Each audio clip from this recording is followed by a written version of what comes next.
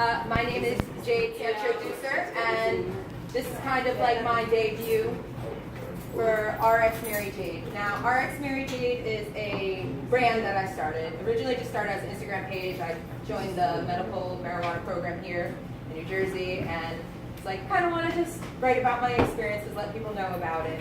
And once I got further into the program, I kind of realized, this program sucks. It's not very good.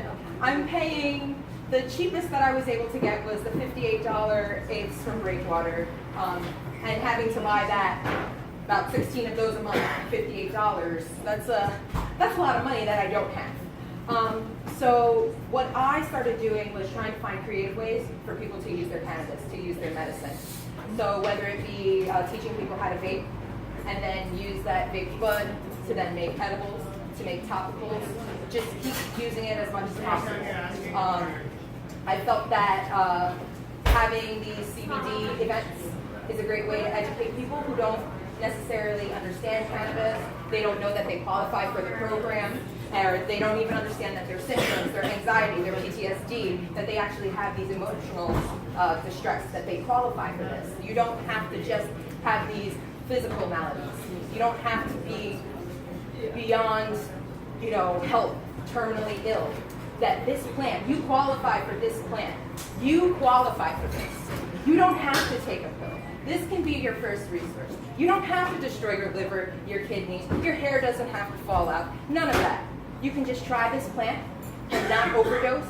Maybe eat a bag of Doritos or something like that. But you can safely experiment with your health, whether it be your emotional or your physical well-being. So I had always been a cannabis user. When I was 15, sorry folks, sorry parents. I didn't mean to. I did too, so. Jane's parents. Yes, my parents over here. And I used cannabis recreationally, and as I got older, I decided I wanted to lose weight. I was going to be healthy, and I just wanted people to know that I had that stigma in my mind. Cannabis wasn't healthy. I can't drink, I can't have sugar, I can't do this, and I'm not going to smoke cannabis. Well, guess what? I stopped smoking cannabis, I stopped ingesting cannabis, and I started having tremors, started having stomach issues. I was ending up in the ER, I was having panic attacks. I was taking Xanax on top of other medicines, on top of taking birth control pills to see maybe it's my hormones, maybe it's this, maybe it's that, and nothing worked.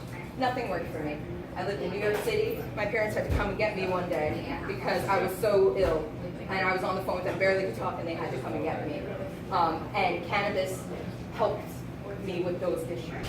And that's why I feel so passionately about this, and why I come out and I speak to people and I let them know my truth, and I let them, I'm vulnerable. I let you see the rawness, because that's what this is. This is the rawness. This raw plant can help us. So I'm out here today with these wonderful women. We have Nurse Jessie Gill, and we have, she's got everything under the sun over here.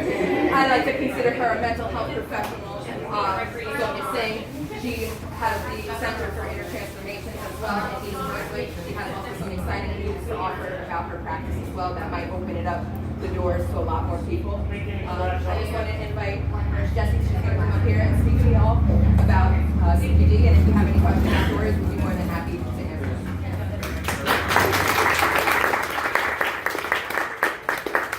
Thank you guys all so much for being here today. We're to stay to talk about cannabis and CBD. So I am Jessie Gill. I am the founder of Marijuana Mommy and the founder of Pretty Pipe Shop, and I am a cannabis nurse. So I'll tell you a little bit about my story. I'm a registered nurse, and I was working as a hospice nurse, and it's something I was super passionate about. And one day, about 5 years ago, I was injured in a freak accident at work. I suffered a spinal injury, extensive nerve damage in my right arm, my neck, my throat, and I began this horrific, horrible journey towards trying to regain my health and go back to where I was. It unfortunately never happened. After about a year of trying every treatment that the doctor sent me for, endless injections, countless pharmaceuticals, multiple physical therapy facilities, I finally had a multi-level spinal fusion in my cervical spine. It made me worse. It worsened my condition. I lost the ability to drive. My pain levels got even worse. And after a while, the doctor at the time said he did all he could for me. He was sorry that from this point forward, my care was palliative, which means you're never going to get any better. This is it. So I left his office bawling in complete tears, and I just committed to living life around the clock, taking opiates, Valium, Lyrica, and a whole list of pharmaceuticals. The pharmaceuticals helped distract me from the pain a little bit. They did not eliminate it, and they created a host of very, very negative, very, very devastating side effects. Depression, disabling fatigue, nausea, constant vomiting. And after a while, a friend of mine said, you should try medical marijuana. And I said, this is ridiculous. Now, I'd smoked pot many times in my life. Earlier in my life, I've gone for a period where I smoked almost every day. But as a nurse, I did not believe it could medically be effective. I just did not think that it could possibly help as much as these people promised. So I laughed at him and I said, this is ridiculous. I'm using morphine and morphine's not helping my pain. How could this plant help? How could smoking a joint help me? And actually my mother, who's also a nurse, said, wait, you've tried everything else. You're going for flotation therapy. You're going for acupuncture. You're trying oils and supplements and everything. Why on earth wouldn't you try this? And I was like, well, I don't want to be a pot user. I don't want to deal with that. And she convinced me to give it a try. She took me, my parents took me the first time and bought me cannabis.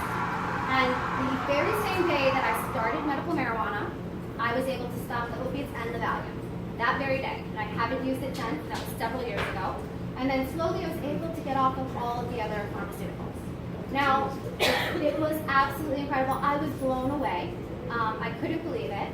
And I started Marijuana Mom to teach about cannabis. And I started researching and learning more and more about this plant. And, one of the things I came across during my research was I discovered that cannabis is not just about THC. THC is the most famous component in the cannabis plant. That's what makes us feel high. That's what it is famous for. But cannabis itself is actually composed of over 400 different chemicals. And of those chemicals, there are these components called cannabinoids or cannabinoids, of which THC is one. And there are over 113 different cannabinoids, some of which haven't even been named yet. But the second most popular cannabinoid is CBD or cannabidiol. And cannabidiol has gotten remarkable attention lately in the research. There's extensive research being done around the world, not so much in the United States because we're still very, very limited in what we're allowed to do here. But we are seeing that it's amazing to help with anxiety, pain, inflammation, autism, autoimmune issues. There's a whole variety of issues that cannabidiol, CBD, can help address. Now, the products we see on the market today, you always have to be careful because there's a lot of them.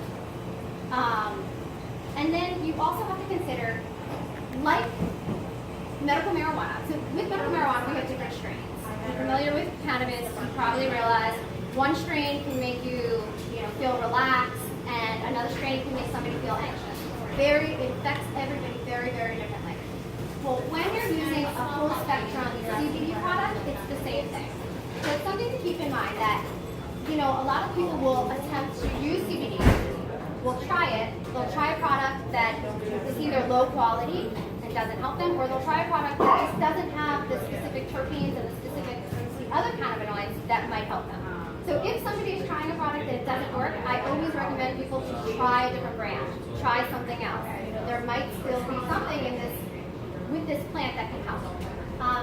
A lot of people, when they start, first become introduced to medical marijuana, CBD is a great way to start because it's non-toxic. Now you may have heard that CBD is non-psychoactive. Technically it is psychoactive. Psychoactive means it affects the mood or affects the mental stability. And CBD is remarkably powerful for as an anxiety treatment. So it is psychoactive, but it does not make you feel high. It does not make you feel intoxicated. There are very minor side effects. Sedation is something somebody feels occasionally dry mouth.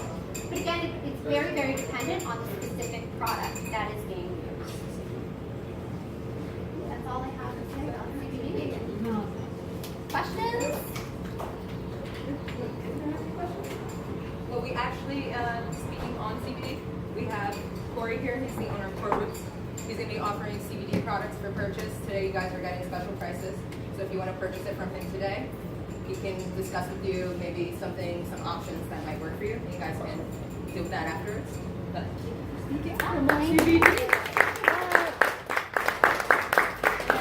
Next, we have Sonia Singh. I just brought her on a dispensary to our garden state. We both got to experience the plant life, which is always great. I love being there. I love saying hi to the ladies. But she's going to give you some more information about herself as well as her practice, and maybe you guys can connect.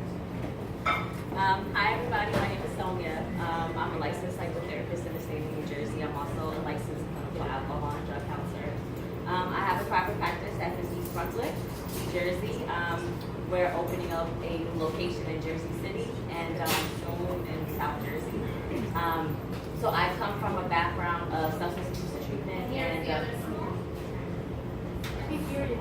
you can't hear me? Okay. I come from a background of substance abuse treatment. So I've spent about 10 years working in substance abuse rehab as a co-occurring therapist. And through my experience, medical marijuana patients, cannabis patients will always viewed the same way as our opiate users, as our cocaine users, as our methamphetamine users, as all our class 1 drug users. However, very early on in my career, I developed pretty strong alliances with my clients, and I learned that, they were using this therapeutically, and they weren't experiencing a lot of the side effects that a lot of my other clients were experiencing from the psychotropics that we had them on. So early on in my career, I knew that I was practicing a little bit differently than a lot of my other therapeutic peers. So I want to say about 3 years ago, when we started receiving a lot of medical marijuana patients in our center, we had a total abstinence policy. So what that meant was that they had to stop the use of their medicine to come see us. Most of the community is like that. Most of the mental health community is like that. Most of the substance abuse treatment community is like that. Even though it is recognized as medicine now, there's a pretty apparent disparity between mental health patients and their access to care if they're on medical marijuana. So I want to say about 2 years ago, I got written up because I let one of my patients, a few of my patients actually, continue their use, and I monitored their use to make sure that they were using their medical marijuana in healthy and safe ways that supported and was consistent with the treatment that we were providing. But I got written up, so I got really pissed off, and I said, you know what, I'm going to start a center that supports these people because there's a need. And there's no treatment facilities in the state of New Jersey that are supporting them, but they're here. So from there, I started a center of inner transformations. Early on in the history of the center, we just wanted to be able to provide co-occurring treatment, and not, kind of support everybody else's stigma about marijuana in general, or cannabis in general. But then, we seen that there were a lot of people that did not have a treatment history that wanted to get medical marijuana. So we developed a program that helped them get the diagnosis and the treatment records that they needed so that they could see a medical marijuana doctor in the state of New Jersey and get their card. But then we also noticed that a lot of the new users that didn't really have a relationship with cannabis didn't necessarily know how to use the cannabis in a safe and healthy way. So we developed a program that helped them kind of transition to their use of cannabis, but also kind of address some of the behaviors around their use so that they could incorporate it into their life.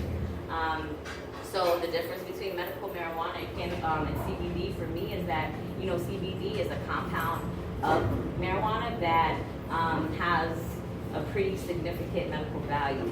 So a lot of people that we work with don't really want to get high when they're trying to function, when they're at work, or when they got things to do, or when they got to present up in front of a whole bunch of people like me. They might just need to, take a little bit of CBD, hit that pad, or take a couple drops to ease their anxiety, or to help them kind of just cope with whatever they need to cope with. To kind of meet some of the needs of the state of New Jersey, we were at a network healthcare center for a very, very long time, and then we got an overwhelming response from people that wanted to get into the program or access our services, but they couldn't necessarily afford the added network cost. So then we got panel with health insurances. And as of October 1st, we are accepting Medicaid and Medicare. And hopefully 2018 will be paneled with all the major insurances in New Jersey. So,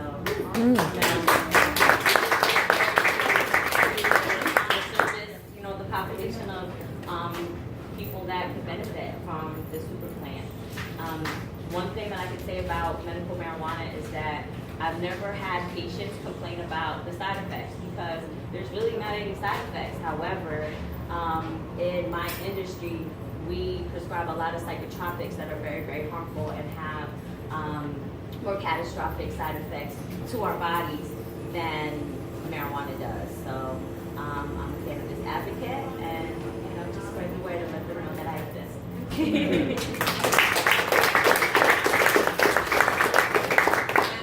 Sonia does have some CBD vape cartridges as well. That's my friend over here. She has edible dots. She makes CBD products as well. So she has vape cartridges available. So if you wanted to not smoke your CBD, but still wanted to use a method of inhalation, I would recommend high quality vape cartridge. Something that's not cut with unnecessary oils, something that's healthy, fresh, so you don't end up with exogenous lipid pneumonia, which I love to talk about. So just make sure that you're always vaping safely, no matter what it is. Coconut oil. Yes, don't vape coconut oil. I will say it a million times. But thank you all for coming out. If anybody has any questions, you can ask us directly, but you're more than welcome to just go eat food. If you want to listen and go for it. Thank you so much. I'm happy that you all came out to support. Thank you.